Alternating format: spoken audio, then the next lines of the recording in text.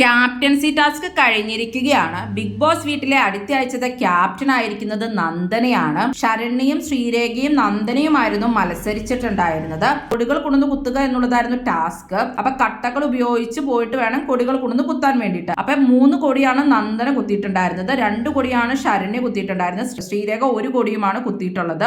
അപ്പൊ ഫാസ്റ്റ് ആയിട്ട് ചെയ്യാൻ പറ്റുന്നത് നന്ദനയ്ക്ക് തന്നെയാണ് ഇതില്. പിന്നെ ശരണ്യയും അത്യാവശ്യം 2 ചെയ്തു. ശ്രീരേഖയ്ക്ക് പത്രമൊക്കെ ആയിരുന്നു ചെയ്യാൻ പറ്റുന്നുണ്ടായിരുന്നുള്ളൂ. 3 പേരിൽ 2 പേരായിരിക്കും ഈ ആഴ്ച എവിക്റ്റ് ആവാൻ സാധ്യതയുള്ളത്. മിക്കവാറും ശ്രീരേഖയും അത് ശരണ്യോ അല്ലെങ്കിൽ ശ്രീരേഖയോ നന്ദനയോ തന്നെയായിരിക്കും. നന്ദന കുറച്ച് ഓവർ തന്നെയാണ്, അതുകൊണ്ട് ക്യാപ്റ്റൻ ആയി കഴിയുമ്പോൾ ഓവറായിട്ടുള്ളൊരു ഇതായിരിക്കും കാണാൻ സാധിക്കുന്നത്.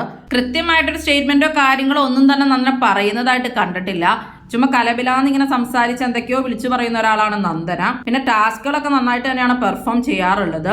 ക്യാപ്റ്റനായിട്ട് നന്ദനയായിരിക്കും ഈ ആഴ്ച പുറത്തു പോകുന്നത്. ശ്രീരേഖ പുറത്തു പോകാനുള്ള ചാൻസ് ഉണ്ട്. പിന്നെ ഡബിൾ എവിഷനുള്ള ചാൻസ് ഏറെയാണ്. ഒരുപാട് ആളുകൾ ഇപ്പോഴും ഉള്ളത് കൊണ്ട് തന്നെ ഡബിൾ എവിഷന് ഏറ്റവും കൂടുതൽ ചാൻസ് ഉണ്ട്. ഇനി കുറച്ച് ആഴ്ചകളല്ലേ ഉള്ളൂ. ആര് പുറത്തു പോകണമെന്നാണ് നിങ്ങൾ ആഗ്രഹിക്കുന്നത്? നിങ്ങളുടെ അഭിപ്രായങ്ങൾ കമന്റ് ബോക്സിൽ കമന്റ് ചെയ്യുക.